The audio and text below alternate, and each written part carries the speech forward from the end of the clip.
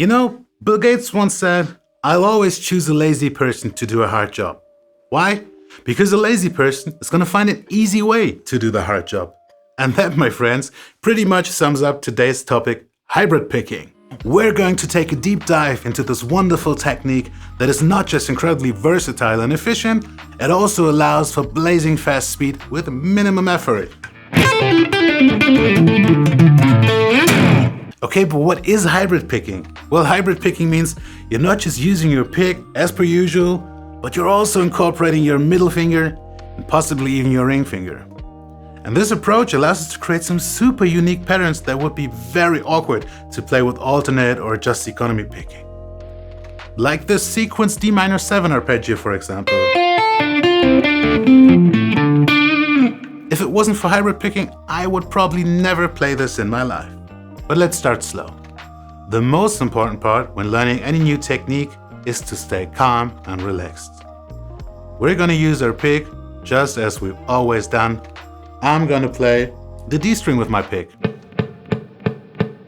But now if I wanna play the G string, I'm gonna hover my middle finger above it, maybe even lay it on top of it, and then pluck away with my middle finger. It's like using a little claw.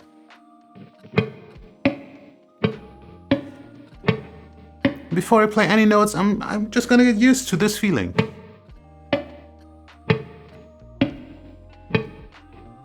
Once I'm somewhat comfortable with the motion, we can start making music.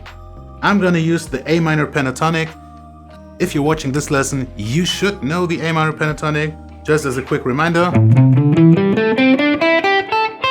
this is how it sounds. I'm gonna start off in the 5th fret of the D string, use my pick, and then hammer on with my ring finger on the 7th fret. So far, nothing unusual. But now the next note is not gonna be picked with our pick, but instead with our middle finger.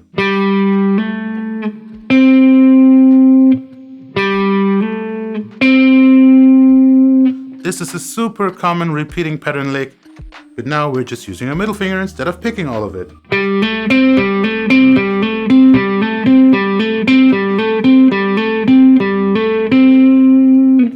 Before bringing it up to speed, you should focus on your clarity and your tone. Sometimes you want to have a drastic difference between pick and finger, sometimes you don't, and that's fine, but the important thing is that you have control over your sound. Now that you've learned your first lick, you might even want to start using the technique in scales. I'm still going to play the A minor pentatonic scale, but now I'm going to alternate between using my pick on one string and the middle finger on the next string.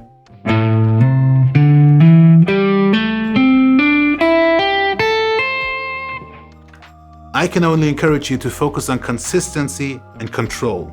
Speed is gonna come on its own. If you enjoyed this lesson so far, please make sure to like the video and subscribe down below. You can also let me know down in the comments if you didn't enjoy this video or if you have any other ideas for topics that you want to see me cover next. If you want to take an even deeper dive into this technique or any other guitar related topic, you can book a one-on-one lesson with me.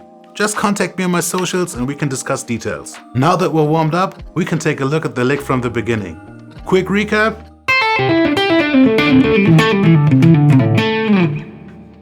We're still playing A minor pentatonic, but now we're playing it backwards in groups of 5. I'm gonna start off with my high E string. You can either pick or use your middle finger. Oftentimes I'm gonna use my pick because I like to use rakes in my playing. But if you wanna be consistent, you're just gonna use your middle finger. 8th fret on the high E string with your middle finger, and pull off to the 5th fret on the high E string. Next, I'm gonna use my pick and an upstroke on the B string, and then 7th fret on the G string, also with an upstroke.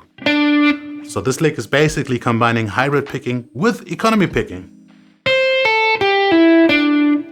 Now I'm gonna break this sequence and just skip the next note in my scale and start off on the 8th fret of the B string and play downwards again. Continue, so on.